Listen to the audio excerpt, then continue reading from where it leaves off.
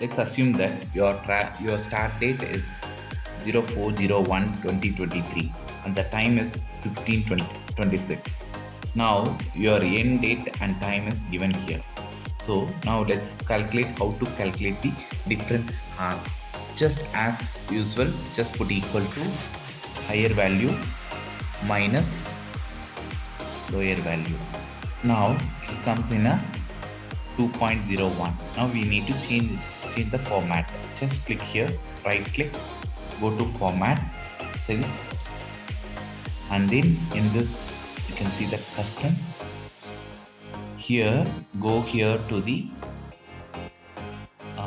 where it is H and M. Okay, HHMM.